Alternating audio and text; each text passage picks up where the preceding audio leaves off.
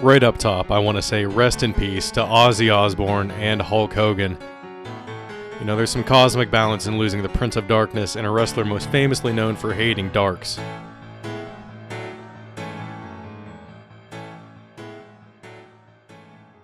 Sorry for the delay. It's been a hectic week, very annoying week.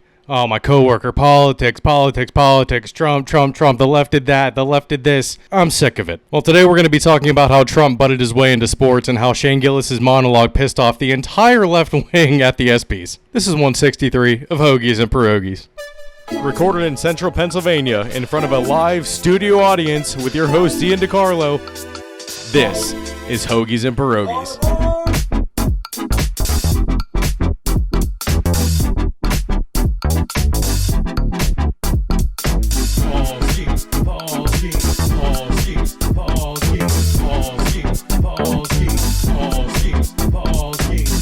First things first, you may have noticed the Bacon USA jersey. Oh, yeah. This is my away jersey in MLB The Show for Diamond Dynasty. So I just had to. I went into the shop knowing exactly what I was looking for. And I went up to him. I was like, oh, man, the logo's not sewn on. Like, it was just printed on with the entire thing. But then I got to the larges, in which they only had two. And the logo is stitched on. Oh, yeah, I couldn't pass it up at that point.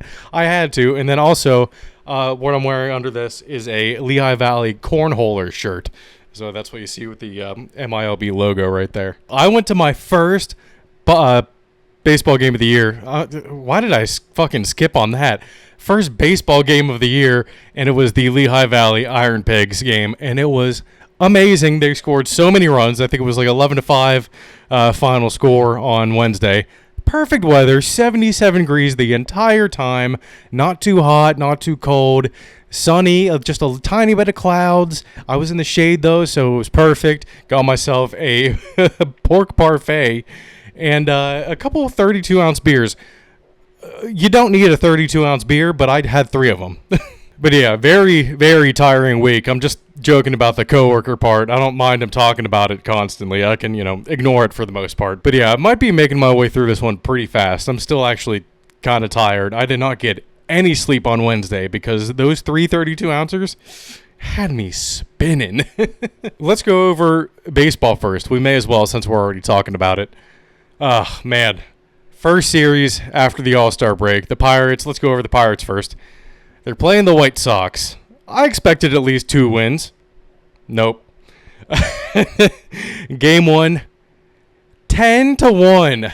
That was so fucking bad. And then Game 2, there were people lining up at 8 a.m. for the Mac Miller bobblehead, and the line might have been longer than the first Skeens bobblehead line. But even that couldn't save the vibes. They lost that one 10-4. I think it's time for Cherington to fucking go. It's way, way past due. There were sell the team chants that broke out in the middle of it, and they were very loud.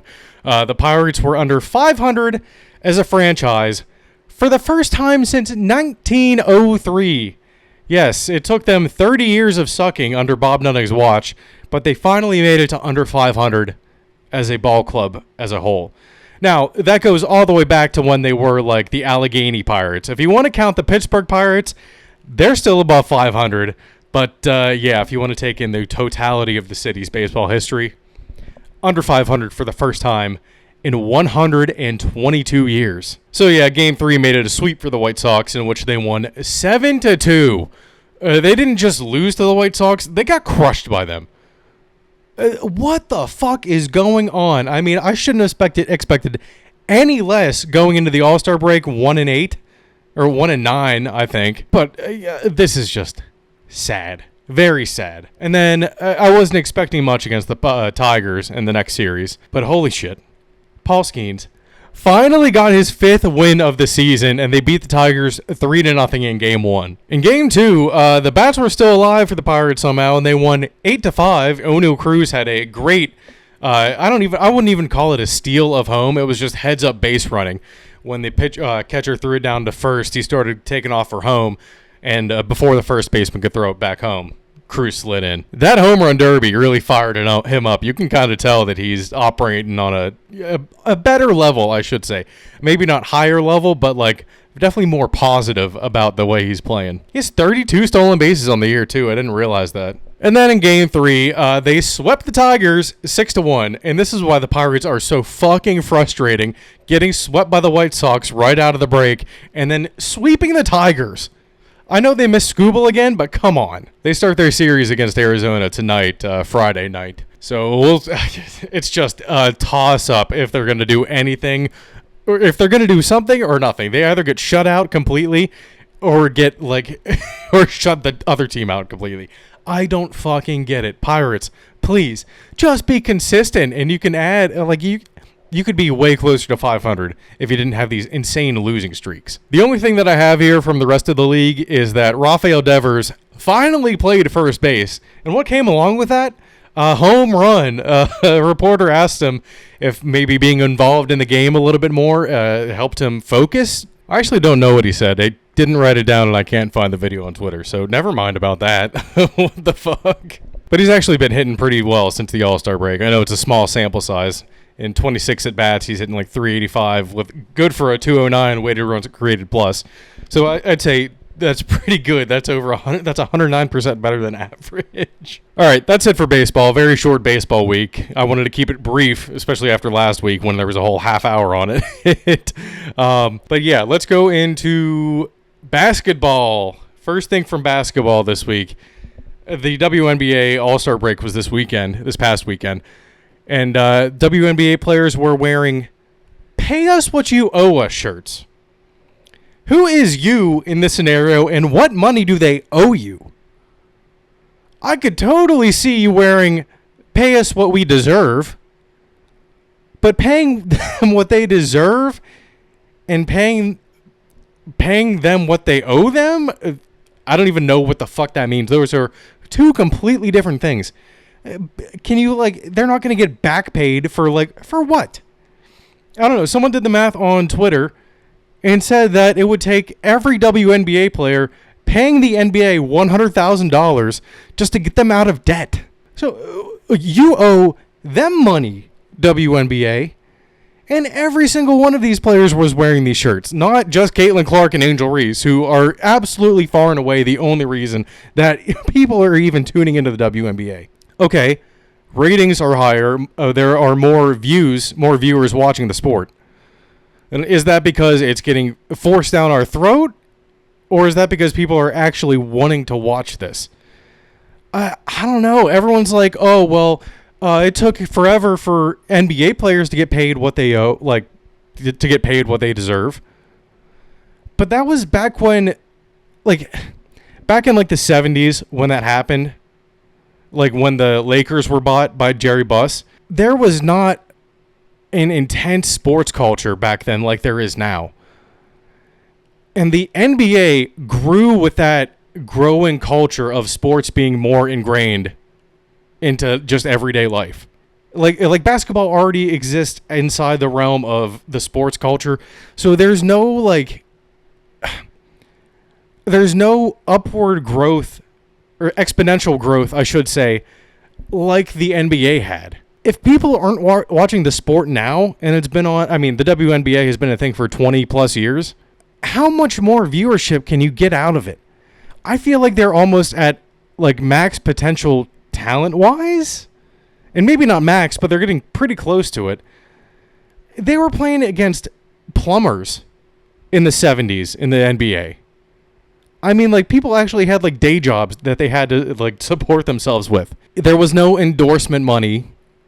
There was no extra all that bullshit. I just don't understand what money is owed to the WNBA. It's kind of hard for me to see them, like I said with the Twitter thing, it would take $100,000 for a WNBA player to pay the WNBA for them to get out of debt. Obviously, it's going to change. And obviously, they deserve to be paid more. But they're not owed any money from the past. Does that make sense? It's just there's no room for that exponential growth, like I said. And it's only been going on for 20 years. the NBA has been going on since, I mean, for fucking ever. But it wasn't until it became like with the Lakers and with the Celtics, when that rivalry started to happen, that's when it started to grow. And that I could see that argument being used for the rivalry between Angel Reese and Caitlin Clark growing the WNBA. But I don't know. It's just like so... I do think they deserve to be paid more. Flat out, I should say that. I should have said that right off the bat. But they're not going to get paid money that's owed to them. That just doesn't make any sense to me. Oh, Drake got a tattoo of another man on his arm. Like he covered up one tattoo of a dude to change it to Shai Gilgeous-Alexander. I quote tweeted it. I was like, I think that's the gayest thing that I've ever seen. But then I saw this clip from before the WNBA game, and I think this might have been the gayest thing I've ever seen. Oh, look at Fonz! Look at Fonz! Thank you. Doing good, doing good. Okay, we're gonna have you on the top of our show, right? Tell people what you got on. What's up? Looking good. Thank you. You're not getting. I don't know. I'm not know, but it's you though. This is Dahlia. It's a custom suit for Dahlia. She's in New York. She's amazing. We're about to get this money today or not? Yeah. Okay. Yeah, she can cook whatever she wants to. Meatloaf or pork steak, fried potatoes, that cornbread be good. Really anything. Like, no one wants to watch that. But also, no one really wants to watch anyone bro out. Just be fucking normal people. Like, hey, yo, oh, you look so fucking good. Like, what the? Like, cease and desist that bullshit. Speaking of cease and desist, LeBron sent out a cease and desist to a AI company that created this video of him being pregnant. And yes, I am going to put the fucking video in here. Hurry, come quick, our baby is being born.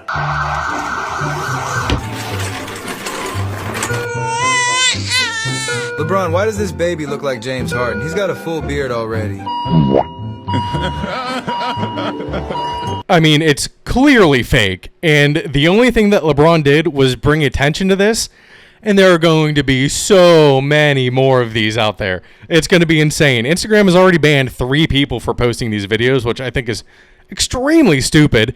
I mean, this is almost as bad as when Beyonce tried to get that picture of her doing the face deleted off the internet. It's not going to go away anytime soon, especially because they brought attention to it. That's the only reason people are talking about it. I would have not have known about this LeBron video at all if he wouldn't have said anything about it. And people on Twitter are like, oh, well, it's a slippery slope. People might think this is real. This is just modern day natural selection. If you think this is real, you're retarded. It just flat out you're retarded. Not even a 90-year-old person would fall for this. It is a fake video of a pregnant, well-known athlete. Nobody is going to fall for that and think it's real. It's so fucking funny. The baby coming out of LeBron's womb and it having a beard, and that's how Steph Curry found out that the kid wasn't his. Hilarious. And then James Harden's around the corner at the hotel door watching it all and smiling and laughing about it. Fucking gold. No. No one's going to think that's real. It's not harmful in the slightest. And someone really replied to me on Twitter and was like, well, if someone creates a fake video of you being fucked in the ass, are you going to complain about it? First off, no, I'm not. Second off, that's a little bit completely different. That's very graphic. I would not give a shit if someone made a fake video of me. I would not care at all. What, so if you draw it, it's okay? LeBron, you dummy, you big dummy. Okay, let's get into the Trump stuff here. First things first, he signed an executive order that will prohibit third-party pay-for-play payments to collegiate athletes. And you're like, oh, immediate reaction, no more Lamborghinis for these guys. No. It just, I don't even know what it's trying to do. I think the main purpose of this is to keep athletes from becoming employees of the school, which is good, but it's not exactly what we all thought it was on initial read. And then for this Trump tidbit, I didn't think this was real, but it actually is real. Trump is threatening to hold up the Commanders' new stadium unless they change their name back to the Redskins. What? Can you even do that? I mean, he's probably not going to stop it because of they don't want to change their name back. He's probably going to find some other bullshit reason. But that can't be real. They have to be the Redskins. I'm not giving them anything else until they're the Redskins. They're going to be the Redskins like my new boyfriend Satan. That episode of South Park was hilarious. Everyone's like, oh, the whole gag is Trump has a tiny dick. No, that's not the whole thing. The whole context of it was him suing everyone and then the whole lawsuit between them and Paramount. It was the whole thing. Well, at least if the Commanders get shut down on their new stadium, they have new locker rooms, which I thought was weird that they added new locker rooms just a couple years before they're going to be shipped out anyway. Holy smokes. It's far.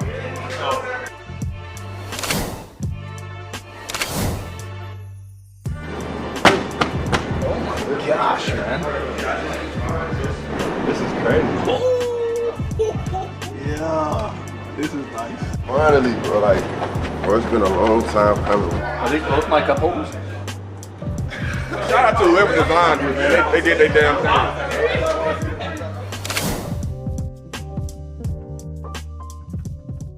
All right, now just in chronological order, I think, for the most part.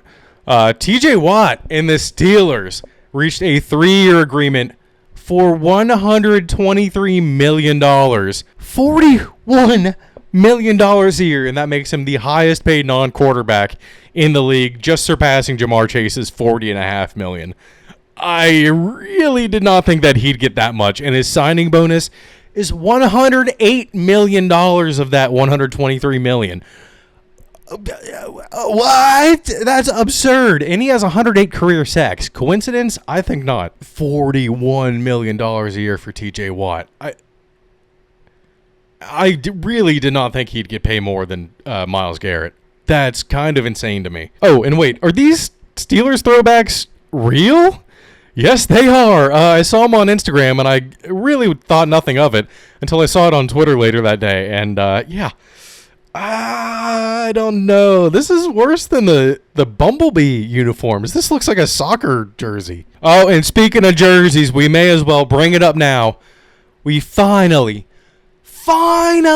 got another tidbit of information on the Nike Rivalries jerseys.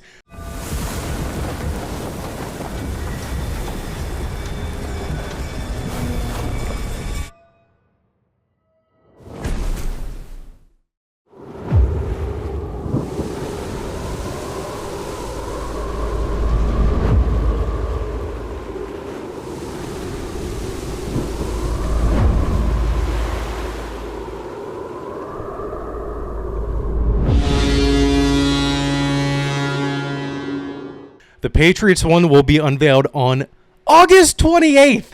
Why is it August 28th? Every single team that doesn't have a Nike Rivalries jersey has already revealed an alternate or throwback. Why do we have to wait until after the preseason to see what it's going to be? And it hinted at a nor'easter theme.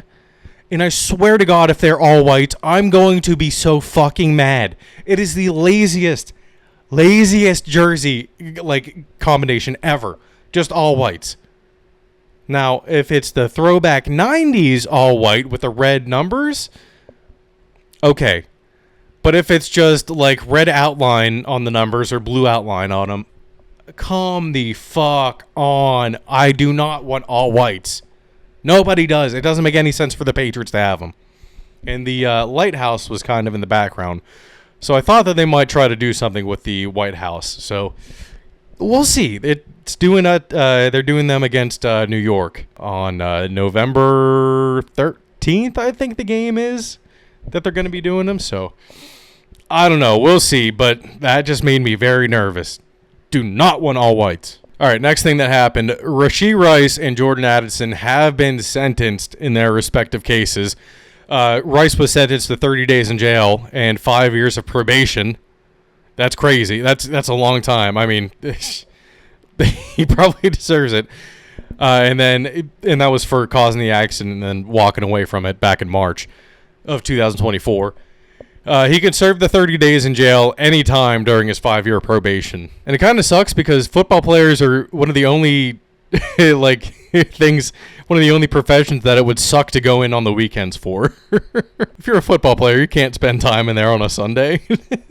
And then Jordan Addison pleaded his DUI down to a wet reckless, which you still get like a 6-month license suspension or something for it. And the league should come up with suspensions pretty soon. So finally some news on that. It's been a long time. So the NFLPA leader that probably would have been overseeing them in their case with the NFL, overviewing the suspension, Lloyd Howe Jr. resigned last week. And I honestly didn't think anything of it. But it turns out that he resigned because of strip club expenses. Now that piqued my interest a little bit.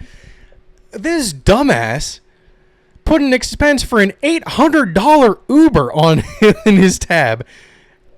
What? Apparently they went to the strip club and they just told the Uber driver to wait outside for him while they were in there the whole time.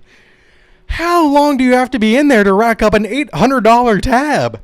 What? And Pat McAfee went in on these NFLPA leaders on Twitter saying, like, man, they all want to be in that position, but none of them actually want to help the players, and they just want the power. It was kind of damning. I'll put it in here in chunks. You can pause it if you want to read it on YouTube. But yeah, I guess like the NFLPA leaders have been very problematic. Something else that's problematic, and oddly enough, it's for the state of Ohio. The Bengals and the Browns have the only 2 unsigned draft picks right now. Obviously, the one in Shamar Stewart with the Bengals, and then second, Quinshawn Judkins, because he has that domestic violence battery case against him. So he has not signed with the Browns yet. What is wrong with Ohio football? They cannot catch a break at all. And there it is, right as I was about to start editing the video, Shamar Stewart did indeed sign his contract with the Bengals.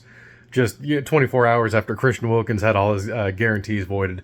So apparently Cincinnati moved up $500,000 of Stewart's signing bonus to like right now. They added $500,000 of the signing bonus instead of paying that $500,000 in December.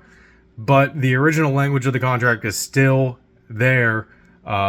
Stewart does not get his way and kind of folds to the Bengals right now. So at least he signed. Now we just need to wait on Quinshawn Judkins to see what's going on with him. So, and another team that can't catch a break, the Jets. Justin Fields went down with a apparent lower leg injury, and he had to be carted off the practice field on Wednesday or Thursday. I'm not sure exactly what day that happened. But fortunately for the Jets, it's just a dislocated toe. But it is hilarious that he had to be carted off the field for a dislocated toe. Justin Fields. It's still not a good look. But here's another injury that's not a good look for, I don't think either of them. The Raiders just released Christian Wilkins after 1 year of his 4-year, $110 million contract because of the way he handled the rehab for his foot. Apparently the Raiders want him to get surgery on it, but he doesn't want to get surgery on it again. But for them to release him, there must be something more going on here.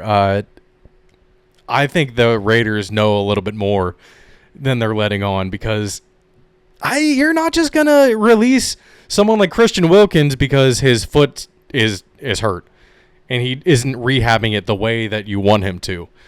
There's something more going on there. He must have been giving him some attitude or something. I'm not sure what went on behind the scenes.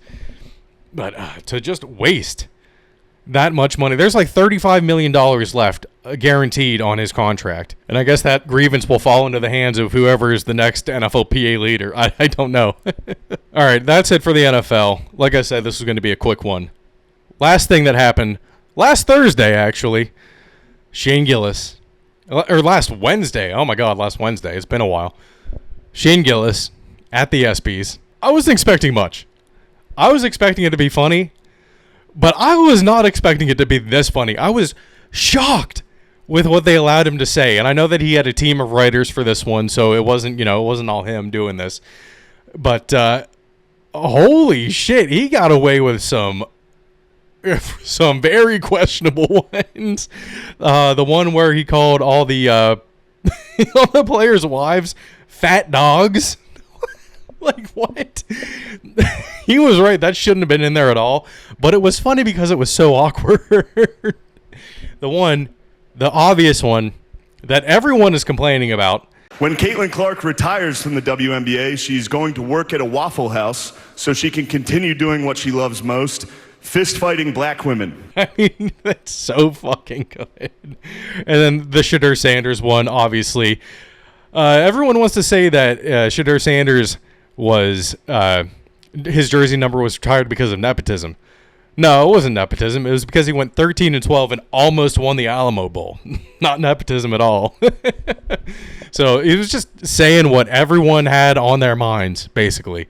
And it was awesome.